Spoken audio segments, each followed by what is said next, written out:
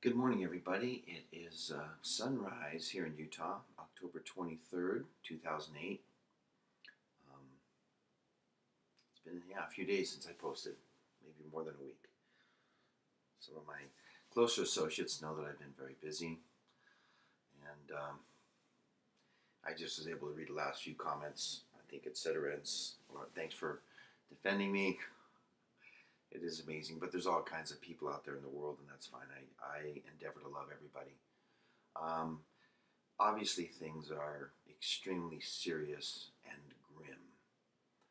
So, there's several hundred subjects I could talk about. Obviously, massive things in each sector of the financial markets. And economics is the number one subject. But with everything that's there, and I'm fascinated about it a lot, I'm a little bit sleep deprived, but I got a few hours of sleep last night, so I'm grateful. But here's what I'm going to focus on. Somebody sent me this article. Yeah, I get chills thinking about the intensity, but this is what needs to be talked about right now. It's from Alternet, and you who sent this article, thanks. I appreciate this because with everything going on, I need to be reminded of this. By Nick Terse at tomdispatch.com, posted October 20th. Arson, suicide, and murder mark the economic crisis, and we're not hearing about it. On October 4th, 2008, in Porter Ranch section of Los Angeles, a lot of you people have heard about it, but I've been so busy I haven't been able to keep up with a lot of different things. But I didn't know about this till it was sent to me. Karthik Rajram, beset by financial trouble, shot his wife, mother-in-law, and 3 sons before turning the gun on himself. In one of his 2 suicide notes, Rajram wrote that he was, quote, broke, having incurred massive financial losses in the economic meltdown. I understand he was unemployed. His dealings in the stock market had taken a disastrous turn for the worse, said Los Angeles Deputy Police Michael R. Moore. Anyway, killing his 3 sons, his wife, and then committing suicide. Not good, sad, tragic. So here's the message that I feel compelled to give, and I'm going to give right now this morning. Okay, the whole thing about Man of Truth is dealing with reality. And it's not doom and gloom. It's actually rational behavior, which is what I named my first company out in California when I got out of Harvard Business School. It's rational behavior to accept reality and act accordingly. So the reality is that we are going deeper into this U.S. depression and worldwide economic depression. And if you know about it, 1 or 2 years before it happens, I think you can organize your life and take action for maximum benefit and joy, and mostly to others, because really, it's true what the great teachers have taught. Serving others is where the joy is at. And that includes, everybody, taking care of yourself so that you have the capability to serve others. And admittedly, there's a lot of self-destructive behavior going on now.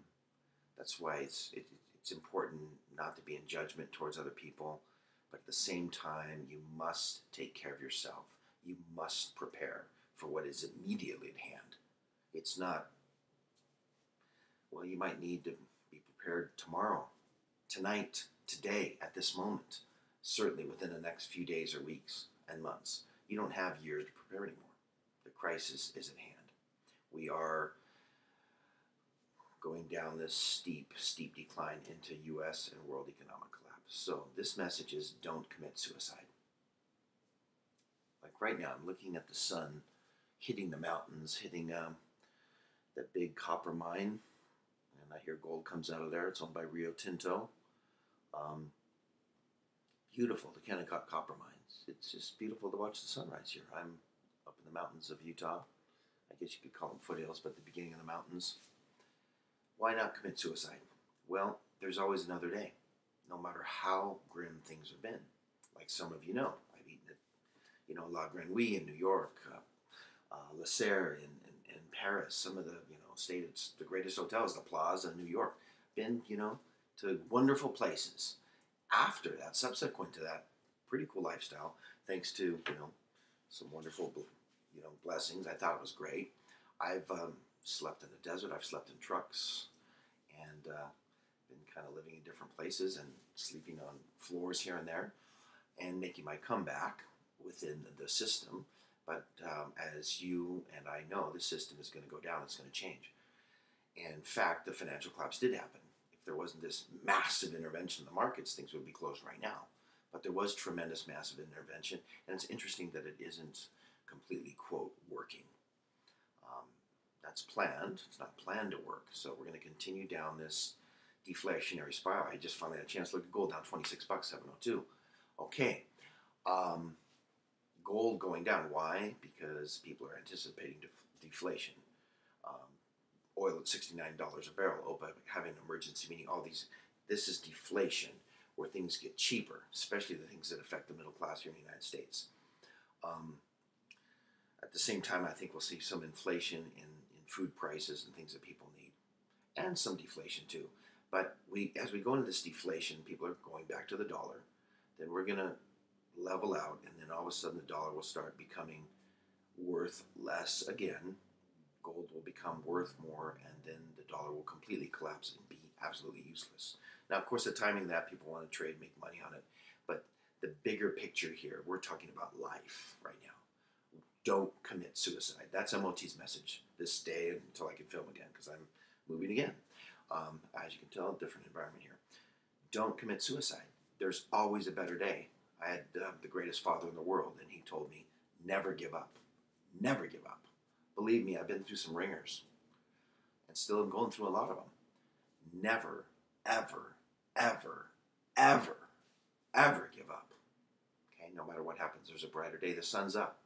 When this system completely collapses, which it inevitably will, it will inevitably collapse because it's the roots are not based on true principles. When it does, the sun will still come up